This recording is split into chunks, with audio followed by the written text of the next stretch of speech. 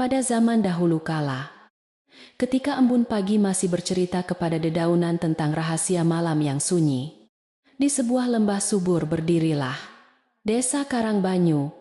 Desa ini selalu diselimuti kabut tipis setiap fajar menyingsing, menyimpan berbagai kisah manusia yang lahir dan mati di pangkuannya. Di tengah desa tersebut terdapat sebuah rumah joglo kuno yang sangat besar dengan halaman berpasir putih dan sumur batu bata tua yang airnya tidak pernah kering. Rumah ini menjadi pusat perhatian semua warga, karena kemegahannya menyembunyikan sebuah kisah kelam tentang seorang perempuan muda yang terjebak dalam nasib. Wulandari, perempuan muda berwajah teduh dan bersuara lembut, melangkah perlahan melintasi halaman rumah joglo itu, sambil membawa keranjang bambu berisi sayuran segar. Matanya menatap kosong ke arah deretan pepohonan bambu di ujung pekarangan, memikirkan nasibnya yang berubah drastis hanya dalam waktu beberapa bulan saja. Ia dinikahkan secara paksa demi menutupi hutang besar keluarganya yang jatuh miskin akibat panen gagal dan wabah penyakit yang menyerang desa asalnya. Pernikahan ini bukanlah sebuah ikatan cinta, melainkan sebuah pengorbanan sunyi yang harus ia telan setiap hari, agar orang tuanya tetap bisa bernapas lega. Nyai Rotno, ibu mertuanya yang memiliki tatapan tajam bagai burung elang, selalu mengawasi setiap pergerakan Wulandari dari pendopo kayu jati kesayangannya. Nyai Ratna sangat menjunjung tinggi nama baik dan martabat keluarga keturunan lurah lama ini, sehingga kehadiran Wulandari yang berasal dari keluarga miskin dianggap sebagai noda. Setiap kali Wulandari selesai menyapu halaman atau memasak di dapur, Nyai Ratna selalu menemukan cara untuk menjatuhkan harga dirinya dengan kata-kata dingin yang menusuk tulang. Wulandari hanya bisa menundukkan kepala dalam diam, menghela napas panjang, lalu melanjutkan pekerjaannya tanpa pernah membalas sepatah kata pun sama sekali. Jatmiko, suami Wulandari, adalah seorang pedagang hasil bumi yang pendiam dan jarang berada di rumah karena kesibukannya melintasi antar desa setiap hari. Pria itu tampak tidak peduli dengan penderitaan istrinya, selalu sibuk mengurus karung-karung gabah dan cengkeh yang tertumpuk di gudang belakang rumah joglo. Ketika malam tiba dan pintu kamar ditutup rapat, Jatmiko hanya akan tertidur lelap tanpa menyadari bahwa Wulandari sering menangis tanpa suara di sudut ranjang kayu mereka. Wulandari merasa sepenuhnya sendirian, terjebak dalam sangkar emas yang setiap sudutnya memancarkan rasa dingin dan penolakan dari keluarga barunya. Meskipun jiwanya hancur, Wulandari bertekad untuk bertahan di rumah joglo yang suram ini demi menjaga sisa kehormatan keluarganya yang kini bergantung padanya. Ia bangun sebelum ayam jantan berkokok, menyalakan tungku kayu bakar di dapur tradisional yang selalu mengepulkan asap putih ke udara dingin. Suara kayu yang berderak terbakar menjadi satu-satunya teman yang bersedia mendengarkan keluh kesahnya tentang kehidupan pernikahan yang tidak pernah ia harapkan ini. Tangannya yang dulu halus kini dipenuhi bekas kapalan karena harus menimba air dari sumur dan mencuci pakaian seluruh penghuni rumah setiap pagi buta. Pagi itu angin berhembus sedikit lebih kencang dari biasanya, membawa aroma tanah basah dan daun bambu kering yang berguguran ke sudut penjemuran. Wulandari sedang mengatur jemuran kain batik milik Nyai Ratna, ketika ia merasakan ada sesuatu yang aneh dengan keadaan rumah yang biasanya tertata rapi. Sebuah cangkir perak warisan leluhur yang selalu berada di meja sudut pendopo tiba-tiba berpindah tempat ke lantai dapur tanpa ada yang memindahkannya.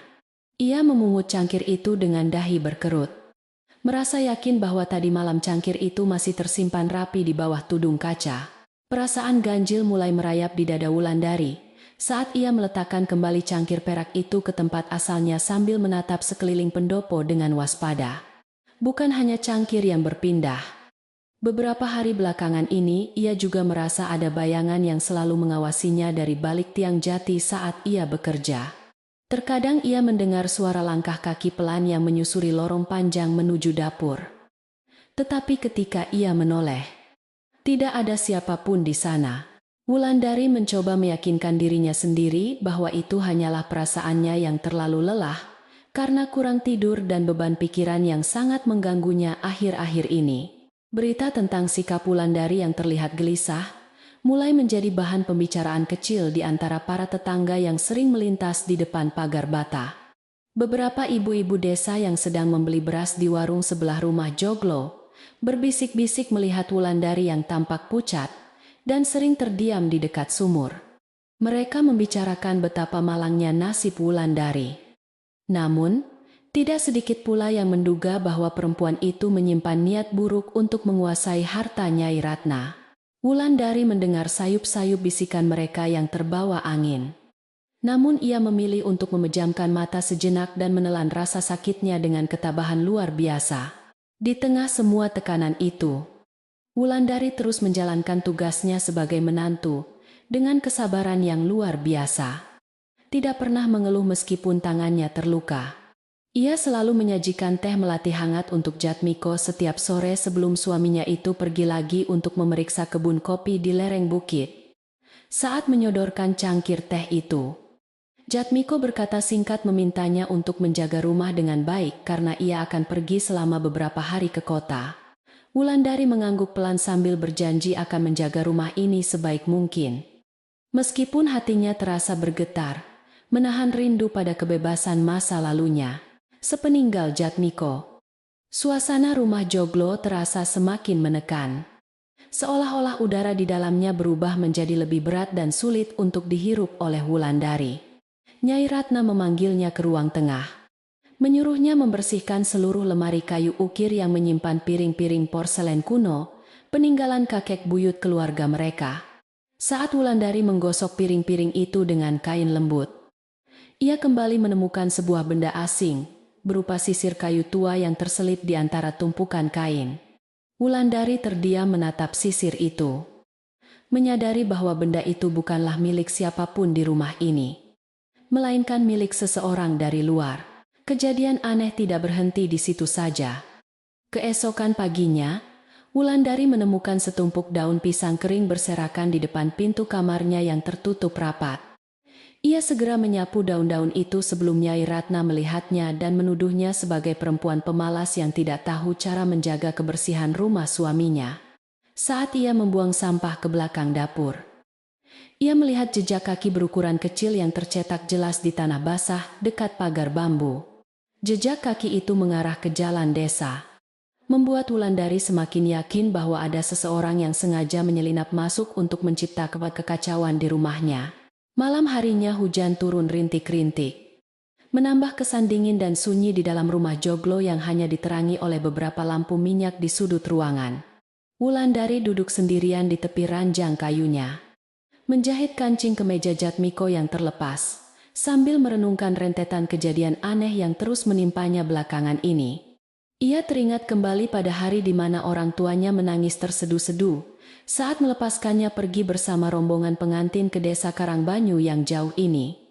Air matanya menetes pelan jatuh ke atas kain kemeja, mengingat bahwa ia harus tetap kuat agar pengorbanan keluarganya tidak menjadi sia-sia belaka. Saat ia sedang tenggelam dalam kesedihan yang mendalam, terdengar suara ketukan pelan di jendela kamarnya yang berukir motif bunga melati dari kayu jati. Wulandari tersentak kaget, menahan napasnya sejenak sambil mencengkeram erat kemeja di tangannya. Matanya menatap tajam ke arah bayangan gelap di balik kaca jendela. Ketukan itu terdengar lagi. Kali ini sedikit lebih keras dan berirama lambat. Seolah-olah seseorang di luar sana sedang mempermainkan ketakutan di dalam hatinya. Dengan tangan gemetar, ia perlahan melangkah menuju jendela dan membuka tirainya sedikit. Namun tidak ada apapun di luar selain kegelapan malam yang pekat. Wulandari tidak bisa tidur nyenyak malam itu. Ia terus terjaga sampai fajar menyingsing, mendengar setiap derit kayu dan suara jangkrik yang bersahutan di luar. Begitu matahari pagi memancarkan sinar hangatnya, ia bergegas keluar menuju sumur untuk membasuh wajahnya yang pucat dan menghilangkan kantuk yang sangat memberatkan matanya. Air sumur yang sangat dingin itu seketika menyegarkan pikirannya, membantunya mengumpulkan kembali keberanian untuk menghadapi hari baru yang dipenuhi tatapan sinis dari ibu mertuanya. Ia menimba air dengan tenaga yang tersisa, bersumpah dalam hati bahwa ia tidak akan membiarkan siapapun menghancurkan sisa harga diri yang dimilikinya. Kesibukan dapur mulai mengambil alih pikiran Wulandari, Saat ia menyiapkan sarapan pagi yang terdiri dari nasi liwet hangat, tempe goreng, dan sambal terasi, aroma masakan yang gurih itu menyebar ke seluruh penjuru rumah Joglo, mengundang Nyai Ratna untuk keluar dari kamarnya dengan wajah yang masih kaku. Nyai Ratna mencicipi sedikit masakan itu, lalu mendengus pelan sambil berkata bahwa rasanya kurang sedap, dan Wulandari tidak akan pernah bisa menyamai keahliannya. Wulandari menunduk dalam, meminta maaf dengan suara lembut dan berjanji akan memasak lebih baik lagi besok. Meskipun dalam hatinya ia merasa sangat lelah. Siang harinya, Wulandari pergi ke pasar desa yang berjarak cukup jauh dari rumah untuk membeli keperluan dapur yang sudah mulai menipis persediaannya. Saat ia berjalan melewati deretan penjual rempah-rempah, ia berpapasan dengan seorang perempuan asing berwajah cantik, namun memiliki tatapan mata yang sangat licik. Perempuan itu tersenyum tipis kepadanya. Sebuah senyuman yang aneh dan terasa sangat dingin, membuat bulu kuduk Wulandari merinding tanpa alasan yang jelas sama sekali. Sebelum Wulandari sempat menyapa, perempuan itu sudah menghilang di antara kerumunan orang yang sedang tawar-menawar harga sayur dan beras di tengah pasar yang ramai. Pertemuan singkat dengan perempuan misterius di pasar itu terus menghantui pikiran Wulandari selama perjalanan pulangnya menuju rumah Joglo di desa Karangbanyu yang sepi. Ada sesuatu dalam tatapan perempuan itu yang terasa sangat familiar. Namun ia tidak bisa mengingat dengan pasti di mana ia pernah melihat sepasang mata itu. Setibanya di rumah, ia melihat pintu gerbang utama yang terbuat dari kayu jati besar sudah terbuka lebar. Padahal ia yakin telah menutupnya rapat tadi. Perasaan tidak tenang kembali menyergapnya. Ia mempercepat langkahnya masuk ke halaman pasir putih. Khawatir sesuatu yang buruk telah terjadi selama ia pergi ke pasar. Kekhawatirannya terbukti benar ketika ia melihat keranjang bambu miliknya yang berisi pakaian bersih yang baru dicuci telah jatuh berserakan di atas tanah berdebu. Pakaian-pakaian itu kotor terkena noda lumpur cokelat. Seolah-olah ada seseorang yang sengaja menginjak-injaknya dengan marah untuk menghancurkan hasil kerja kerasnya sejak pagi buta. Wulandari berlutut di tanah, memunguti pakaian itu satu persatu dengan tangan yang bergetar, menahan amarah dan kesedihan yang mulai membakar dadanya perlahan. Ia menyadari bahwa rentetan kejadian aneh ini bukanlah kebetulan semata. Ada seseorang yang sangat membencinya dan berusaha mengusirnya dari rumah suaminya ini secara perlahan. Nyai Ratna yang mendengar suara keributan di halaman segera keluar dari pendopo dan menatap tajam ke arah Wulandari yang sedang memegang pakaian kotor. Ia langsung memarahi menantunya itu, menuduh Wulandari bekerja dengan ceroboh dan sengaja mengotori pakaian agar tidak perlu melayani keluarga ini dengan tulus hati. Wulandari mencoba menjelaskan dengan suara bergetar bahwa keranjang itu sudah jatuh saat ia baru kembali dari pasar. Tetapi Nyai Ratna menolak mendengarkan alasannya sama sekali. Tanpa diberi kesempatan untuk membela diri lebih jauh, Wulandari diperintahkan untuk mencuci ulang seluruh pakaian itu di sungai desa sebelum matahari terbenam senja nanti. Di tepi sungai yang mengalir tenang, Wulandari menggosok kain-kain kotor itu dengan tenaga penuh, membiarkan air matanya jatuh bercampur dengan aliran air jernih. Angin sore berhembus lembut menyapu rambutnya yang terurai, seolah mencoba menenangkan hatinya yang dipenuhi luka goresan akibat kata-kata kasar dari ibu mertuanya yang tak kenal ampun. Ia merindukan pelukan hangat ibunya yang selalu bisa membuatnya merasa aman. Ia rindu pada masa-masa di mana ia bisa tertawa bebas di ladang. Namun, kenyataan pahit kembali menariknya, mengingatkannya bahwa ia kini adalah seorang istri yang terikat pada tugas dan tanggung jawab di rumah Joglo tua tersebut.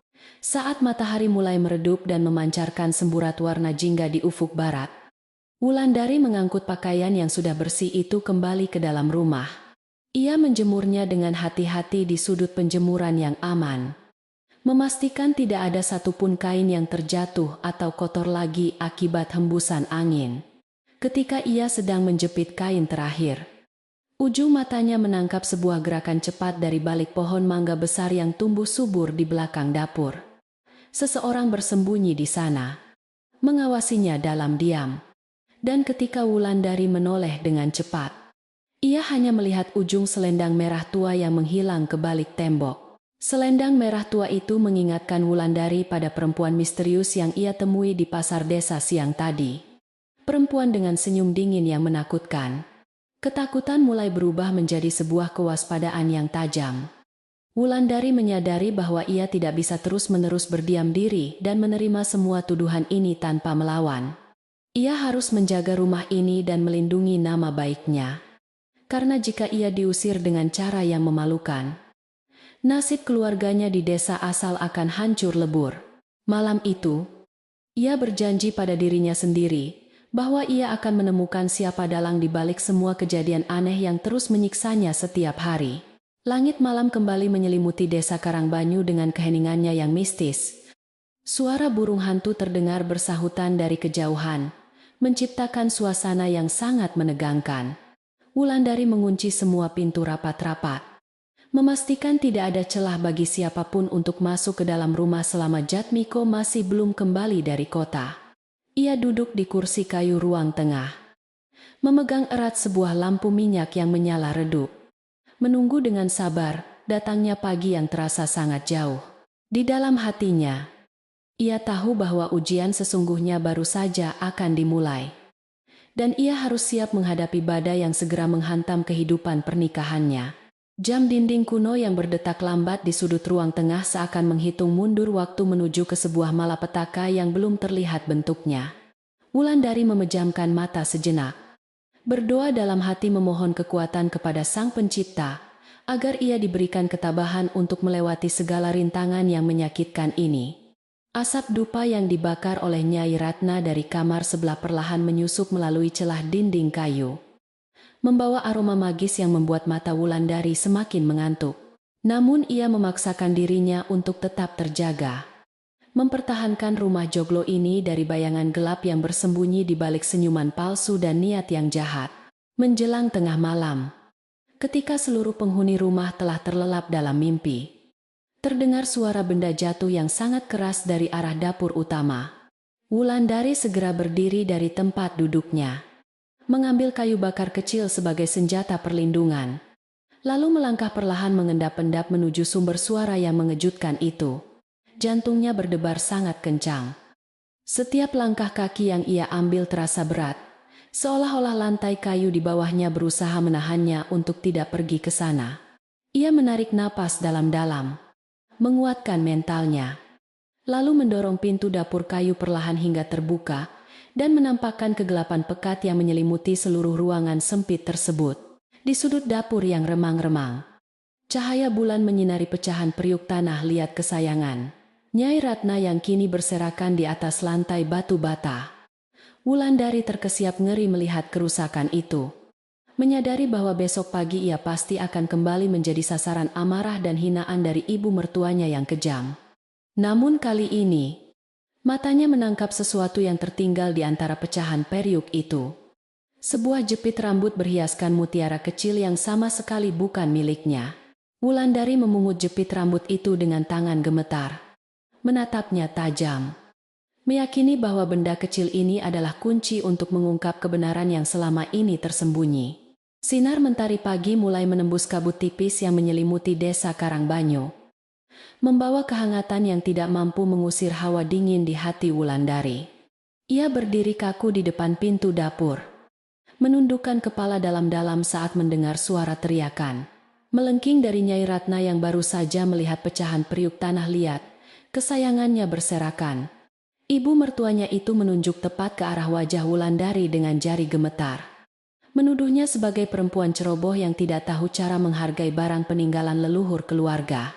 Wulandari hanya bisa diam menahan tangis, menyembunyikan jepit rambut mutiara erat-erat di dalam saku kembennya, tanpa berani mengutarakan pembelaan apapun saat ini. Hukuman pagi itu terasa jauh lebih berat dari biasanya. Wulandari dipaksa untuk mengumpulkan serpihan periuk itu, dengan tangan kosong hingga jarinya tergores berdarah. Nyai Ratna terus mengomel tanpa henti, mengucapkan kata-kata pedas tentang betapa miskin dan tidak bergunanya Wulandari sebagai istri. Dalam keheningan yang menyiksa, Wulandari menelan hinaan itu, Mengingat tekadnya semalam bahwa ia tidak boleh menyerah pada permainan kotor seseorang yang membencinya, darah yang menetes dari jari telunjuknya ia usap pelan dengan ujung kain batik. Memastikan tidak ada noda yang tertinggal di atas lantai dapur batu bata yang sangat dingin pagi itu. Tepat ketika ketegangan di dapur mulai mereda, terdengar suara derit pintu gerbang kayu jati di depan halaman yang terbuka perlahan diiringi langkah kaki. Seorang perempuan muda melangkah masuk dengan senyum manis yang menghiasi wajahnya, membawa sebuah keranjang anyaman berisi buah-buahan segar dan beberapa potong kain sutra baru. Perempuan itu adalah Sulastri, kerabat jauh dari keluarga Jatmiko, yang memang sering datang berkunjung ke rumah joglo ini setiap kali ada kesempatan untuk bertamu. Kedatangannya disambut dengan wajah berbinar oleh Nyai Ratna, yang segera memerintahkan Wulandari untuk membuatkan teh melati terbaik, guna menjamu tamu kehormatan kesayangannya tersebut dengan segera.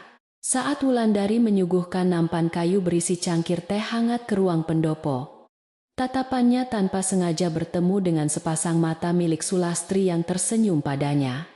Jantung Wulandari berdegup kencang ketika ia menyadari bahwa mata itu sama persis dengan mata perempuan misterius yang ia temui di pasar desa kemarin siang.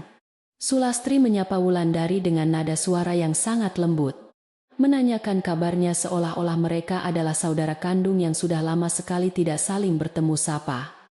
Namun, Wulandari bisa merasakan hawa dingin yang menusuk dari balik senyuman ramah itu, membuatnya segera menundukkan pandangan dan bergegas kembali ke area dapur secepatnya. Sulastri mengutarakan niatnya kepada Nyai Ratna untuk menginap selama beberapa hari di rumah joglo tersebut dengan dalih ingin membantu meringankan pekerjaan rumah sehari-hari. Nyai Ratna tentu saja menerima tawaran itu dengan sangat senang hati, memuji kebaikan hati Sulastri yang ia anggap jauh lebih pantas menjadi menantunya daripada Wulandari. Pujian yang diucapkan secara terang-terangan di depan pendopo itu membuat dada Wulandari terasa sesak. Namun, ia terus melanjutkan pekerjaannya menumbuk bumbu dapur di atas lesung batu. Ia tahu bahwa kehadiran Sulastri di rumah ini bukanlah kebetulan semata, melainkan awal dari sebuah rencana licik yang sudah dipersiapkan dengan sangat matang. Hari-hari berikutnya berubah menjadi mimpi buruk yang panjang bagi Wulandari, karena Sulastri selalu berada di sekitarnya dengan berpura-pura memberikan bantuan yang tulus hati. Suatu siang ketika Wulandari sedang memasak sayur lodeh untuk makan siang keluarga, Sulastri mendekat dan menawarkan diri untuk menjaga tungku kayu bakar sejenak saja. Tanpa curiga, Wulandari pergi ke sumur untuk menimba air. Namun ketika ia kembali, sayur lodeh itu telah berubah warna dan rasanya menjadi sangat asin luar biasa. Sulastri hanya berdiri di sudut dapur, sambil menutup mulutnya dengan tangan, berpura-pura terkejut melihat masakan itu hancur dan menyalahkan Wulandari atas kelalaiannya sendiri. Kejadian sayur yang keasinan itu kembali memancing kemarahan besar dari Nyai Ratna yang mengamuk hingga membanting piring seng ke atas meja makan kayu jati. Ia memarahi Wulandari habis-habisan di hadapan Sulastri, menyebutnya sebagai perempuan tidak berguna, yang bahkan tidak bisa memasak makanan sederhana untuk keluarga suaminya sendiri.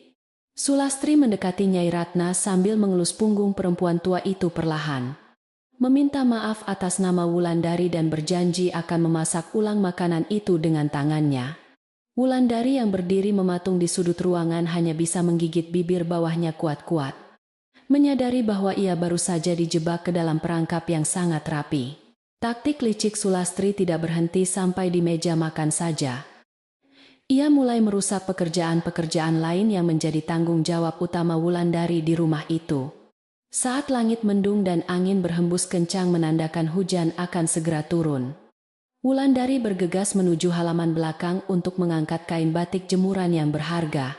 Namun, ia menemukan tali jemuran itu telah dipotong hingga putus, membiarkan kain-kain indah milik mertuanya jatuh terjerembab ke dalam kubangan lumpur pekat di tanah basah. Wulandari menatap nanar kain yang kotor itu, mengetahui dengan pasti bahwa Sulastri baru saja lewat dari arah sana sebelum hujan rintik-rintik mulai turun perlahan. Fitnah dan tuduhan palsu terus mengalir membanjiri kehidupan Wulandari, menjadikannya bulan-bulanan amarah Nyai Ratna yang semakin buta oleh kata-kata manis dari mulut Sulastri. Sulastri dengan lihai memposisikan dirinya sebagai penyelamat rumah, mengambil alih kunci lemari beras dan mengatur semua pengeluaran dapur, seolah ia adalah nyonya rumah. Wulandari yang perlahan-lahan kehilangan tempat berdirinya hanya bisa menyingkir ke bagian paling belakang rumah, menghabiskan waktunya mencuci belanga hitam dan menyapu daun kering di halaman. Meskipun tubuhnya sangat lelah dan pikirannya kacau, Wulandari menolak untuk meneteskan air mata lagi di hadapan perempuan yang sedang berusaha merampas hak-haknya tersebut. Kabar tentang kelakuan buruk Wulandari di dalam rumah Joglo perlahan-lahan mulai menyebar keluar pagar dan meluas ke seluruh penjuru desa Karangbanyu yang tenang. Para tetangga yang biasanya bersikap ramah kini mulai memberikan tatapan sinis dan berbisik-bisik saat melihat Wulandari berjalan sendirian menuju pasar untuk membeli rempah-rempah dapur. Mereka membicarakan betapa malangnya nasib keluarga Jatmiko yang mendapatkan istri pemalas, perusak barang, dan tidak memiliki sopan santun kepada mertuanya yang sudah tua renta. Fitnah keji yang dihembuskan secara halus oleh Sulastri itu telah meracuni pikiran orang-orang desa, membuat Wulandari merasa semakin terasing dan dikucilkan dari pergaulan masyarakat setempat. Suatu sore ketika Wulandari sedang memilih sayuran di lapak sederhana milik seorang pedagang tua, ia bisa mendengar dengan jelas percakapan dua orang ibu di sebelahnya. Mereka mengatakan bahwa perempuan muda itu mungkin memiliki ilmu hitam yang digunakan untuk menutupi hutang keluarganya dan membawa sial bagi siapa saja yang menampungnya. Wulandari meremas erat keranjang belanjanya hingga buku-buku jarinya memutih. Ia ingin sekali berteriak dan membantah semua kebohongan yang menyakitkan telinganya itu dengan lantang di sana. Namun ia sadar, amarah hanya akan membenarkan tuduhan mereka. Sehingga ia menunduk dan berjalan cepat kembali ke rumah dengan hati yang hancur berkeping-keping di dada.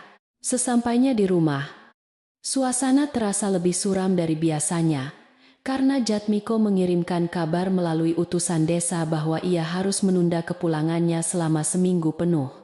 Berita itu menjadi pukulan berat bagi Wulandari yang diam-diam berharap kehadiran suaminya bisa meredakan ketegangan dan memberinya sedikit perlindungan dari serangan tak kasat mata Sulastri. Sulastri yang mendengar kabar tersebut tersenyum penuh kemenangan di balik kipas anyamannya, menyadari bahwa ia memiliki lebih banyak waktu leluasa untuk menyingkirkan Wulandari sepenuhnya dari rumah. Kesunyian rumah Joglo itu kini berubah menjadi sebuah medan perang diam-diam, di mana Wulandari harus bertahan hidup setiap detiknya, tanpa bantuan siapapun juga. Sore itu matahari mulai tenggelam di ufuk barat, meninggalkan semburat warna jingga kemerahan yang memantul di permukaan air sumur batu bata tua di halaman. Wulandari sedang duduk bersimpuh di tepi sumur, menyikat pakaian kotor dengan sisa tenaga yang ia miliki, sambil berusaha menenangkan pikirannya yang kalut dan kebingungan. Di seberang halaman, Sulastri tampak sedang bercengkrama akrab dengan Nyai Ratna di atas pendopo. Tawa mereka terdengar menggema menyakitkan telinga Wulandari yang sedang bersusah payah bekerja. Rasanya seperti sebuah keadilan telah mati di rumah ini, digantikan oleh kepalsuan yang dibalut dengan senyum manis dan tutur kata yang menipu semua mata memandang. Tiba-tiba, dari arah belakang rumah muncul seorang perempuan tua bongkok yang mengenakan kebaya lusuh berwarna coklat tua dan selendang batik pudar di bahunya.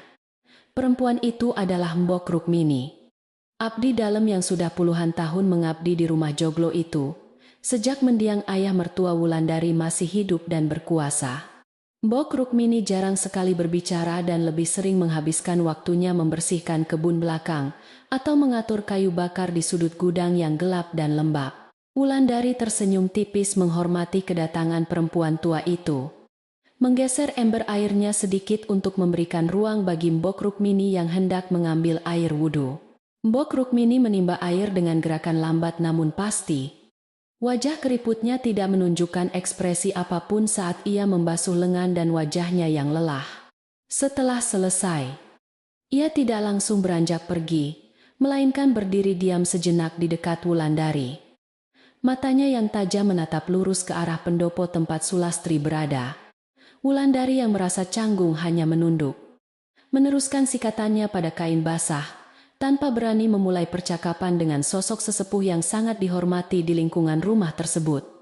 Angin sore berhembus lembut menerpa dedaunan bambu, menciptakan suara gemerisik halus yang menemani keheningan di antara kedua perempuan beda generasi di tepi sumur tua.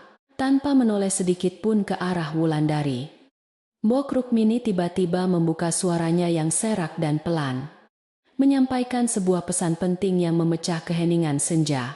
Nuk, air yang tenang terkadang menyembunyikan pusaran. Berhati-hatilah pada senyum yang tidak sampai ke mata, ucap Mbok Rukmini dengan nada datar, namun mengandung peringatan keras. Wulandari menghentikan gerakan tangannya seketika.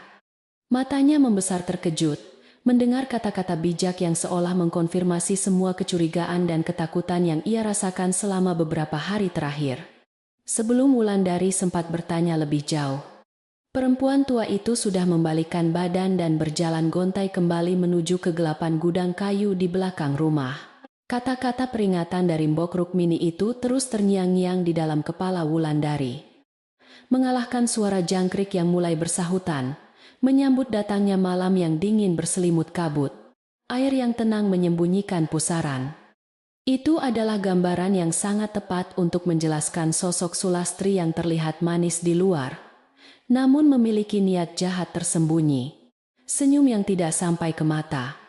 Wulandari kembali mengingat pertemuan pertamanya dengan Sulastri di pasar, dan bagaimana tatapan dingin perempuan itu membuatnya merinding hebat. Ia menyadari bahwa Mbok Rukmini yang pendiam ternyata mengetahui segala hal yang terjadi di rumah ini dengan sangat detail tanpa pernah ikut campur urusan. Nasihat singkat itu memberikan secercah keberanian baru bagi Wulandari yang selama ini hanya bisa pasrah dan menangis dalam diam menerima nasib buruknya sebagai menantu tertindas. Ia tahu bahwa ia tidak bisa lagi hanya menjadi penonton yang pasif, sementara Sulastri perlahan-lahan menghancurkan sisa-sisa martabat dan tempatnya di dalam keluarga suaminya ini.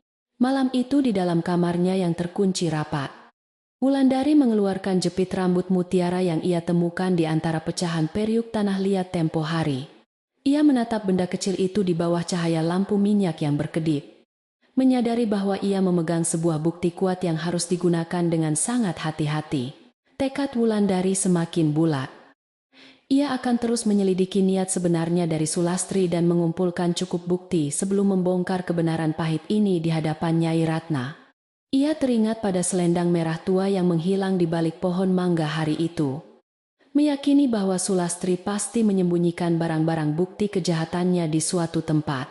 Esok hari, ia akan mulai memperhatikan setiap gerak-gerik Sulastri, mencari kelemahan dan kesalahan yang mungkin dilakukan perempuan licik itu saat ia lengah merasa sudah menang. Kesabaran adalah senjata terbaik yang dimiliki Wulandari saat ini, dan ia bersumpah tidak akan membiarkan keturunannya menanggung malu akibat kejahatan orang lain. Keesokan paginya, Wulandari bangun lebih awal dari biasanya dan menjalankan rutinitas hariannya dengan wajah yang terlihat jauh lebih tenang dan tegar dari sebelum-sebelumnya. Ia menyapu halaman berpasir dengan ayunan sapu lidi yang berirama konstan, membiarkan Sulastri yang terbangun siang menatapnya dengan pandangan sinis dari jendela kamar tamu besar. Sulastri sengaja menjatuhkan sebuah cangkir kopi hingga tumpah di lantai teras, lalu berteriak memanggil Wulandari untuk segera membersihkannya, karena ia mengaku tidak sengaja menyenggol meja. Wulandari mendekat tanpa mengucapkan sepatah kata pun. Ia mengelap tumpahan kopi itu dengan lap basah sambil tersenyum sangat tipis, membuat Sulastri sedikit mengernyit kebingungan menatapnya. Senyum tipis Wulandari bukanlah senyum kekalahan, melainkan kesadaran bahwa ia mulai memahami permainan kotor yang dimainkan tamu tak diundang tersebut. Sulastri merasa ada yang berbeda dari sikap Wulandari. Namun ia segera menepis pikiran itu dan kembali bersikap manja di hadapan Nyai Ratna. Nyai Ratna yang melihat Wulandari mengepel lantai hanya membuang muka, memerintahkan perempuan muda itu segera pergi ke pasar untuk membeli daging ayam. Wulandari mengangguk patuh, mencuci tangannya di sumur, lalu berjalan keluar gerbang rumah joglo dengan kepala yang ditegakkan. Tidak lagi menunduk seperti orang bersalah yang terus-menerus memohon ampunan tiada arti. Di tengah perjalanan menuju pasar desa yang mulai ramai oleh para pedagang, Wulandari tanpa sengaja berpapasan dengan beberapa tetangga yang sering menggunjingkannya di belakang punggung. Biasanya ia akan mempercepat langkahnya dan menghindari kontak mata. Tetapi kali ini Wulandari membalas tatapan mereka dengan tenang. Bahkan memberikan senyum sopan sebagai tanda sapaan hormat.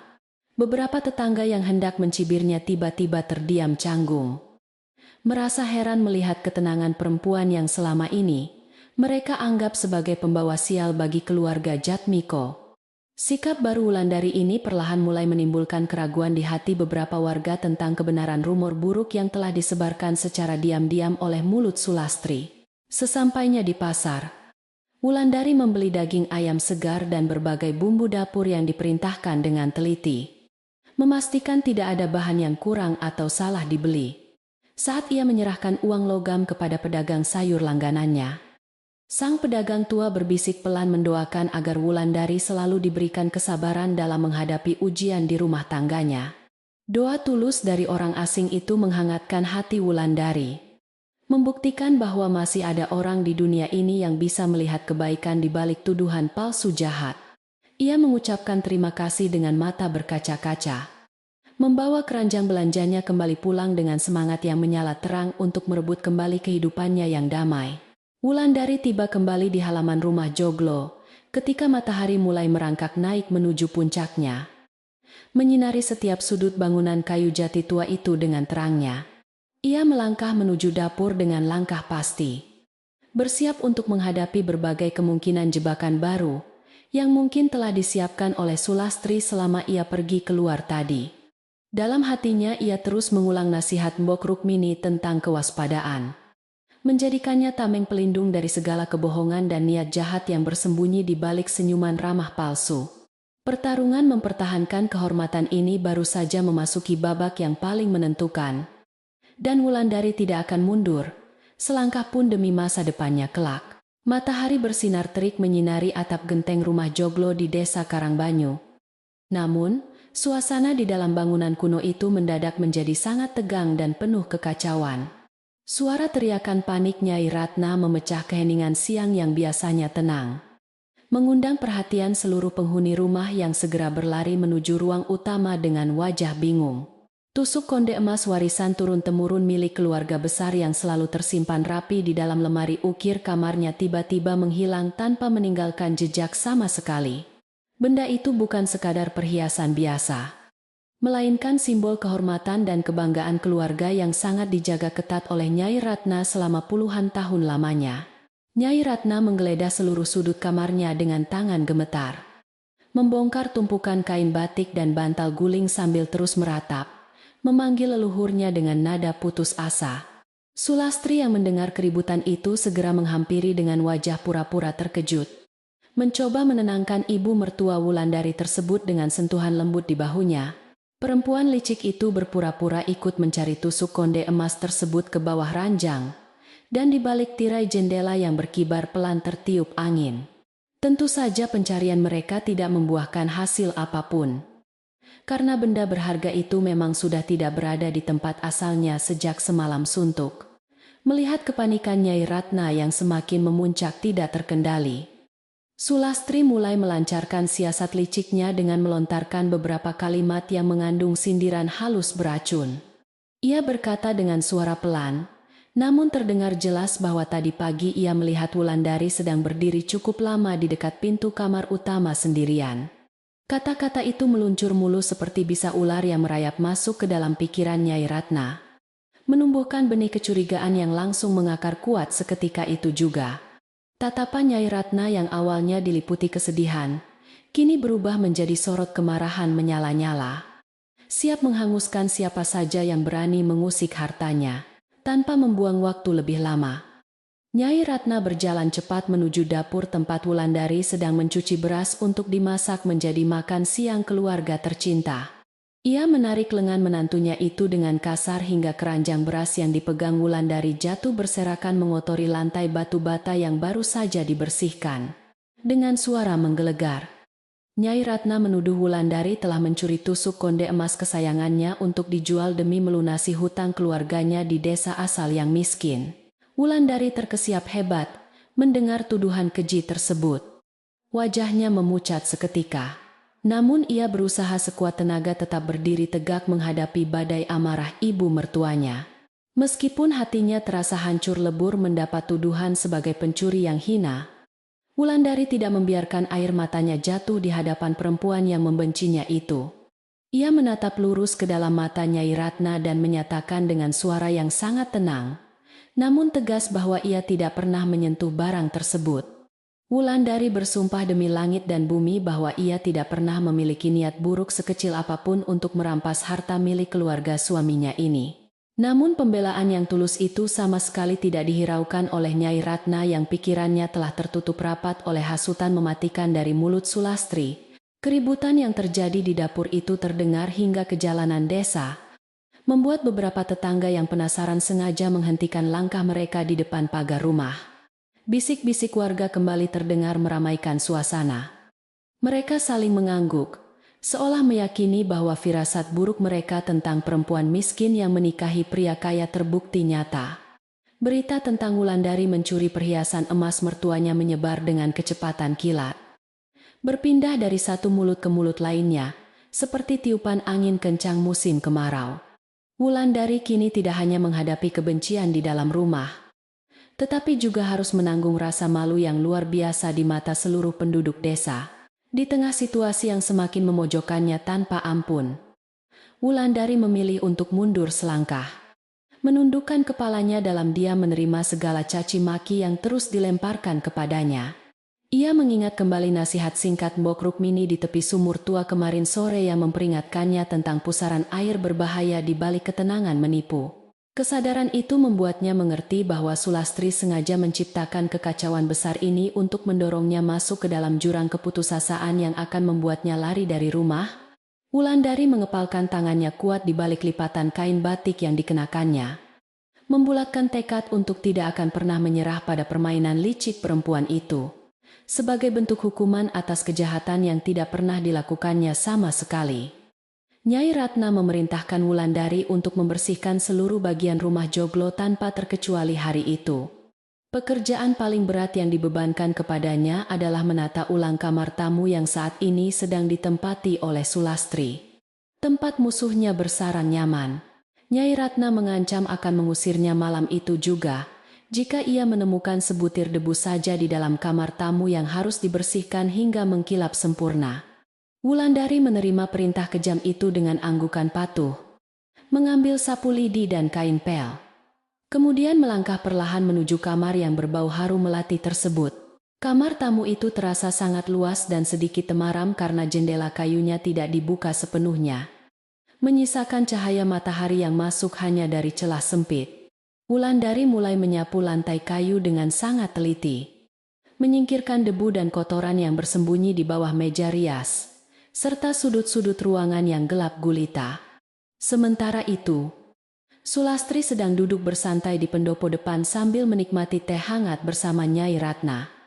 Merasa sangat yakin bahwa rencananya berjalan mulus tanpa hambatan, Wulandari menghela napas panjang menahan lelah. Menggeser lemari pakaian berukir naga peninggalan kakek mertuanya untuk membersihkan bagian belakangnya yang jarang sekali disentuh orang. Setelah selesai menyapu dan mengepel lantai hingga bersih, Wulandari beralih merapikan ranjang kayu jati berlapis kasur kapuk yang ditiduri oleh Sulastri setiap malam. Ia mengangkat bantal dan selimut sutra dengan hati-hati, berniat untuk melipatnya dengan rapi sesuai kebiasaan yang diajarkan ibunya di desa asalnya. Namun, saat ia mengangkat tikar anyaman pandan yang menjadi alas tidur tambahan di atas kasur, ujung jarinya merasakan sesuatu yang keras dan mengganjal. Rasa penasaran segera menguasai benaknya. Wulandari menyingkap tikar itu lebih lebar lagi dan menemukan sebuah benda berbentuk kotak kayu kecil yang disembunyikan dengan sangat rapi. Kotak kayu jati berukir motif daun sirih itu tampak sudah tua, dan pinggirannya terkunci oleh gembok kuningan kecil yang kebetulan tidak tertutup rapat. Jantung Wulandari berdebar sangat kencang. Firasatnya mengatakan bahwa kotak misterius ini menyimpan sebuah rahasia besar yang sengaja disembunyikan oleh Sulastri dari pandangan seluruh penghuni rumah. Dengan tangan bergetar, Ia menoleh ke arah pintu kamar yang terbuka sedikit untuk memastikan tidak ada seorang pun yang sedang berjalan mendekat kemari. Setelah merasa aman terkendali, ia duduk bersimpuh di lantai kayu, memangku kotak tersebut, dan perlahan membuka tutupnya yang berderit dengan suara sangat pelan. Hal pertama yang menyilaukan mata Wulandari di dalam kotak berlapis bludru merah pudar itu adalah kilauan cahaya kuning dari tusuk konde emas bertahtakan berlian. Ia terkesiap hebat hingga hampir menjatuhkan kotak itu ke lantai. Tidak menyangka menemukan barang yang menjadi penyebab kehancuran. Nama baiknya tersimpan rapi di sini. Bukti ini dengan sangat gamblang menjelaskan bahwa Sulastri sendirilah yang telah mencuri perhiasan warisan Nyai Ratna pada malam hari dan menjadikannya sebagai kambing hitam. Wulandari menatap benda berkilau itu dengan perasaan campur aduk antara amarah yang memuncak dan rasa lega luar biasa karena kebenaran akhirnya terungkap jelas. Namun, tusuk konde emas itu bukanlah satu-satunya benda mencurigakan yang tersimpan aman di dalam kotak kayu rahasia milik kerabat jauh keluarga suaminya tersebut. Di bawah bantalan bludru yang menyangga perhiasan itu, Wulandari menemukan setumpuk kertas kekuningan yang dilipat rapi menyerupai kumpulan surat perjanjian lama bertuliskan tinta hitam tebal. Wulandari mengambil lipatan kertas teratas dengan jemari yang semakin bergetar hebat. Merasakan ada firasat buruk mengintai di balik rentetan aksara yang mulai memudar tersebut. Ia membuka lipatan kertas itu perlahan dan matanya langsung tertuju pada deretan nama yang sangat ia kenal tertulis jelas di bagian bawah. Surat itu adalah dokumen hutang piutang yang mencantumkan nama ayah kandung Wulandari dengan jumlah pinjaman uang sangat besar dan bunga yang mencekik leher peminjam. Membaca baris demi baris isi surat tersebut membuat aliran darah Wulandari serasa membeku seketika di pembuluh nadinya. Menyadari sebuah kebenaran kelam yang menyakitkan hati. Ternyata rentenir kejam yang menghancurkan perekonomian keluarganya dan memaksa orang tuanya menyerahkan Wulandari sebagai jaminan adalah orang suruhan rahasia yang dipekerjakan oleh Sulastri sendiri. Seluruh kemiskinan dan penderitaan yang menimpa keluarganya selama berbulan-bulan di desa asal bukanlah sebuah musibah alami, melainkan rekayasa jahat yang direncanakan dengan sangat sempurna. Wulandari terus membaca surat-surat berikutnya yang semakin memperjelas motif mengerikan di balik rencana busuk Sulastri untuk menguasai rumah joglo dan harta kekayaan berlimpah ini. Sulastri sengaja membuat keluarga Wulandari jatuh miskin, agar gadis desa yang polos itu terpaksa dinikahkan dengan Jatmiko demi menutupi hutang dan menjadi pembantu gratisan. Setelah pernikahan terjadi, Sulastri berencana menciptakan serangkaian fitnah dan kejadian aneh di rumah, agar kehadiran Wulandari dianggap sebagai kutukan pembawa sial bagi keluarga mertuanya. Tujuan akhirnya sangatlah jelas. Ia ingin Wulandari diusir secara tidak hormat, sehingga dirinya bisa maju menggantikan posisi nyonya rumah yang sah mendampingi Jatmiko. Air mata kemarahan mulai menetes membasahi pipi Wulandari yang memerah menahan amarah di dalam dadanya bagaikan gunung berapi yang siap memuntahkan lahar panas membara. Ia tidak menangisi nasibnya sendiri, melainkan menangisi orang tuanya yang lugu dan tulus. Namun harus menanggung penderitaan luar biasa akibat tipu daya iblis berwujud manusia. Semua hinaan, caci maki, dan kerja keras yang ia jalani di rumah joglo ini ternyata hanyalah bagian dari sandiwara keji yang diatur oleh satu orang. Rasa takut yang selama ini mengikat nyalinya hancur lebur seketika, digantikan oleh keberanian luar biasa untuk menuntut keadilan bagi martabat keluarganya. Wulandari segera menghapus air matanya dengan kasar, menyadari bahwa ia tidak boleh larut dalam emosi sesaat jika ingin memenangkan pertarungan melawan musuh seperti Sulastri. Ia melipat kembali surat-surat bukti kejahatan itu dengan sangat rapi dan menyusunnya tepat di bawah bantalan bludru bersama tusuk konde emas milik Nyai Ratna. Ia tidak akan gegabah menunjukkan bukti ini sekarang juga, karena Sulastri pasti akan mencari ribuan alasan untuk mengelak dan memutarbalikkan fakta di depan mertuanya. Ia harus menunggu waktu yang sangat tepat, di mana seluruh mata memandang dan telinga mendengar kebenaran yang tidak bisa dibantah lagi oleh siapapun. Alih-alih mengembalikan kotak kayu itu ke bawah tikar, Wulandari memutuskan untuk menyembunyikannya di dalam lipatan kembennya sendiri agar bukti berharga ini tidak hilang. Ia kemudian merapikan tikar anyaman pandan itu kembali ke posisi semula. Memastikan tidak ada lipatan mencurigakan bahwa tempat persembunyian rahasia tersebut telah dibongkar paksa. Setelah memastikan semuanya terlihat sempurna dan rapi, Wulandari mengambil kain pel dan melanjutkan pekerjaannya membersihkan sisa debu di lantai seolah tidak terjadi apa-apa sama sekali. Ia harus berakting sangat meyakinkan agar musuhnya tidak mencium bau bahaya yang kini sedang bersiap mencekik leher kecongkakannya tersebut secara perlahan dalam diam. Tidak berselang lama, terdengar suara langkah kaki mendekati pintu kamar tamu.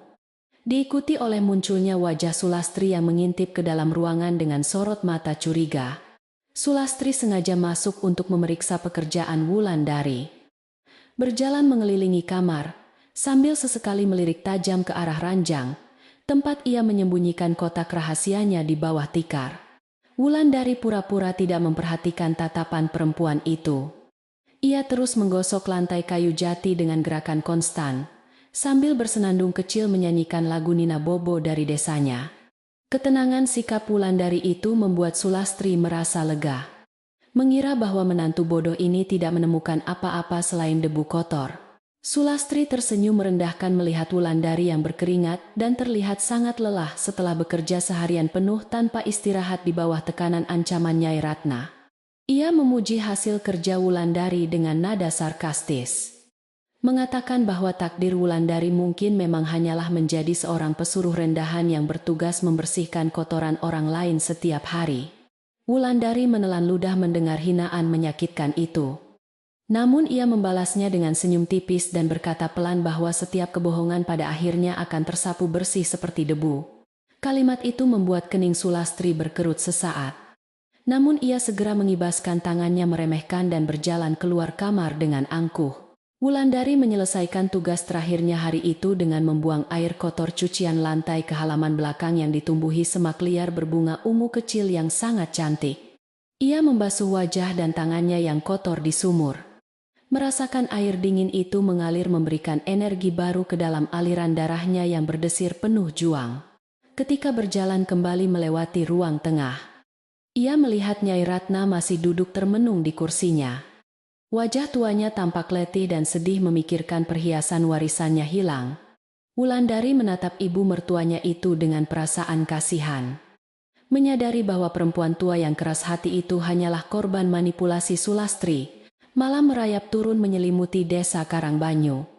Membawa hawa dingin pegunungan yang menembus celah dinding kayu rumah joglo kuno, tempat pertarungan nasib ini segera berpuncak. Wulandari duduk diam di tepi ranjangnya. Kotak kayu itu kini berada di pangkuannya. Tersimpan aman menunggu waktu yang tepat untuk mengungkapkan kebenaran di depan semua mata. Ia telah mempersiapkan hatinya untuk segala kemungkinan terburuk yang terjadi. Bahkan jika kebenaran ini nantinya tidak dipercaya, dan ia tetap diusir dari rumah suaminya, setidaknya ia akan pergi dengan kepala tegak. Meninggalkan nama baik keluarganya yang bersih dari segala tuduhan pencurian dan hutang palsu memalukan. Suara burung malam bersahutan dari dahan pohon beringin besar di ujung desa, seolah menyanyikan lagu persiapan perang bagi jiwa yang sedang menuntut sebuah keadilan sejati. Wulandari memandang ke arah jendela kamarnya yang terbuka separuh.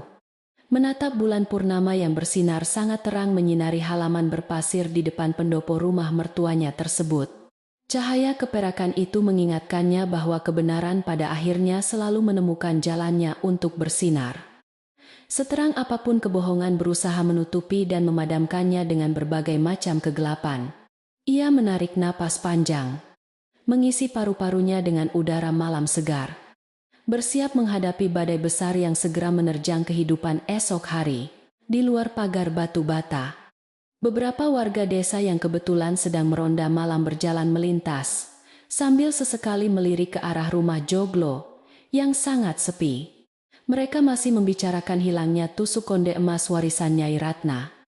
Menerka nasib malang apalagi yang akan menimpa menantu yang kini dicap sebagai pencuri. Tidak ada satupun dari mereka yang menyadari bahwa di balik dinding kayu tebal itu, sang menantu malang sedang menggenggam kunci untuk membalikan keadaan secara dramatis. Wulandari mematikan lampu minyak di kamarnya, membiarkan kegelapan memeluknya sesaat sebelum cahaya kebenaran Menyilaukan akan ia ledakan di hadapan semua orang besok. Sore hari itu, hujan gerimis mulai turun membasahi atap rumah joglo di desa Karangbanyu, menciptakan suasana yang terasa begitu dingin dan sangat menegangkan. Nyai Ratna telah mengumpulkan seluruh penghuni rumah di ruang tengah yang luas. Duduk di atas kursi kayu ukirnya dengan wajah yang sangat keras. Beberapa tetua desa turut diundang untuk menyaksikan pengusiran menantu yang dianggap telah mencoreng nama baik keluarga besar keturunan lurah lama yang sangat dihormati. Jatmiko yang baru saja tiba dari perjalanannya tampak duduk di sudut ruangan dengan wajah kelelahan dan sikap yang terkesan sangat dingin tanpa ekspresi. Di seberang Nyai Ratna, Sulastri duduk dengan sangat anggun sambil sesekali membetulkan letak selendang sutranya, menyembunyikan senyum penuh kemenangan di balik kipas anyaman bambunya. Ia merasa sangat yakin bahwa hari ini adalah hari terakhir Wulandari menginjakan kaki di rumah mewah ini sebagai istri sah dari Jatmiko. Rencananya untuk menyingkirkan perempuan desa itu dan mengambil alih kekuasaan sebagai nyonya rumah sebentar lagi akan segera terwujud dengan sangat gemilang dan sempurna. Ia menatap ke arah pintu lorong, tidak sabar melihat wajah hancur Wulandari yang akan segera diusir secara tidak hormat di depan banyak orang. Wulandari akhirnya melangkah keluar dari lorong panjang yang gelap menuju ruang tengah dengan langkah yang sangat pelan, namun terlihat jauh lebih mantap.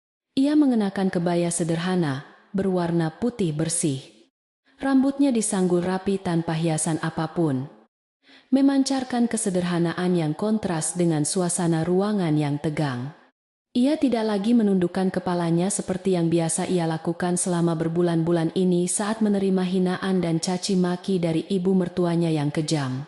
Kedua tangannya menggenggam erat sebuah benda yang tertutup oleh selembar kain batik kecil di depan dadanya, menyembunyikan senjata rahasia yang akan membalikan segalanya.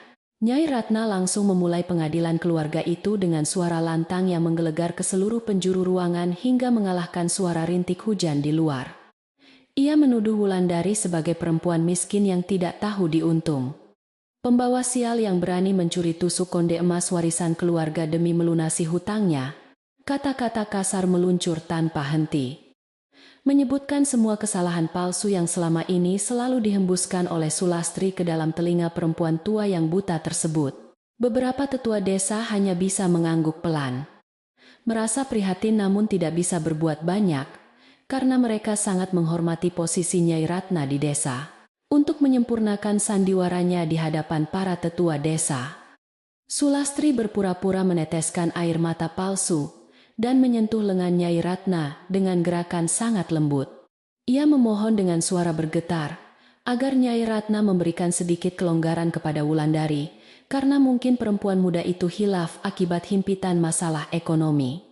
Ucapannya itu sengaja dirancang untuk membuat dirinya terlihat sebagai perempuan yang memiliki hati sangat mulia dan pemaaf di mata semua orang yang hadir. Namun di dalam hatinya, ia sedang menertawakan Wulandari yang berdiri sendirian di tengah ruangan, seperti seorang pesakitan yang sedang menunggu hukuman mati dijatuhkan. Nyai Ratna tentu saja menolak permohonan palsu Sulastri dengan tegas, menyatakan bahwa tidak ada tempat bagi seorang pencuri di dalam rumah joglo sucinya.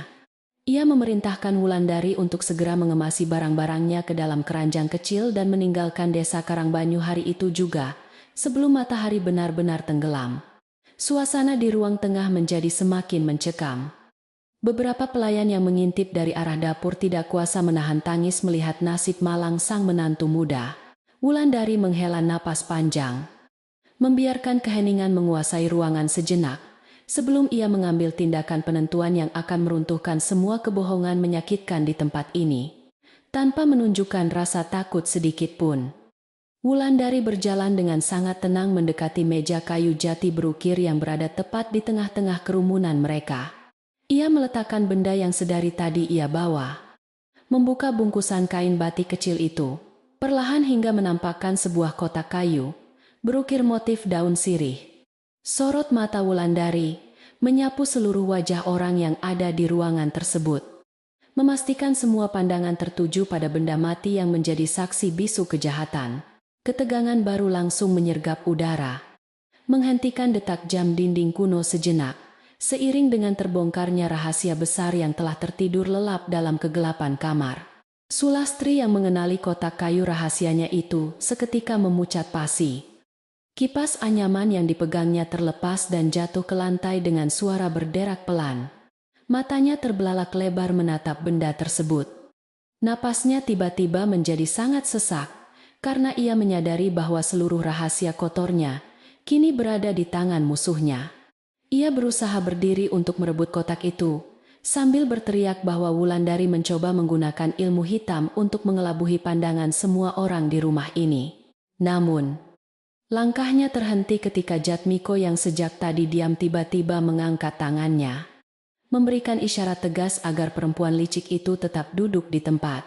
Dengan gerakan sangat tenang, Wulandari membuka gembok kuningan kecil yang tidak terkunci rapat itu, dan mengangkat tutup kotak kayu berlapis beludru merah pudar. Cahaya keemasan dari tusuk konde warisan bertahtakan berlian langsung memantul mengenai cahaya lampu minyak di ruangan itu, membuat semua orang tersentak sangat kaget. Nyai Ratna nyaris melompat dari kursinya melihat perhiasan kesayangannya yang hilang ternyata berada di dalam kotak asing yang dibawa oleh menantunya ke ruang tengah. Mulutnya terbuka sejenak tanpa bisa mengeluarkan suara. Bingung memproses apa yang sebenarnya sedang terjadi di depan matanya setelah ia melontarkan semua tuduhan kejam. Wulandari menatap Nyai Ratna dengan pandangan lembut tanpa menyimpan dendam. Lalu menjelaskan dengan suara yang sangat jernih dan terdengar ke seluruh penjuru ruangan. Saya menemukan kotak ini tersembunyi di bawah tikar anyaman pandan di kasur kamar tamu, saat ibu menyuruh saya membersihkan ruangan itu. Ucap Wulandari. Kalimat itu meluncur bagaikan anak panah yang melesat cepat dan tepat mengenai sasaran utamanya, menembus topeng kepalsuan yang selama ini menutupi wajah busuk Sulastri. Semua kepala yang ada di ruangan itu serempak menoleh ke arah Sulastri, yang kini tubuhnya mulai bergetar hebat menahan rasa panik yang luar biasa. Sulastri mencoba membela diri dengan suara yang gagap dan bergetar hebat, menuduh Wulandari telah sengaja meletakkan barang curian itu di bawah kasurnya sendiri. Ia berteriak histeris, mengatakan bahwa perempuan desa yang miskin ini sangat licik dan berusaha menjebaknya karena iri melihat kedekatannya dengan keluarga besar Jatmiko. Namun, suara teriakannya yang nyaring justru terdengar sumbang dan dipaksakan. Tidak ada lagi keanggunan yang tersisa dari sosok perempuan yang biasanya berbicara sangat manis. Warga desa dan para tetua saling berpandangan, mulai menyadari bahwa ada sesuatu yang sangat salah dari tingkah laku tamu kehormatan yang selalu dipuji tersebut. Wulandari sama sekali tidak membalas teriakan Sulastri dengan amarah atau nada tinggi. Ia justru memasukkan tangannya lebih dalam ke dasar kotak kayu tersebut. Ia menarik setumpuk kertas kekuningan yang terlihat seperti dokumen lama, lalu berjalan mendekati salah satu tetua desa yang paling dituakan untuk menyerahkan bukti itu.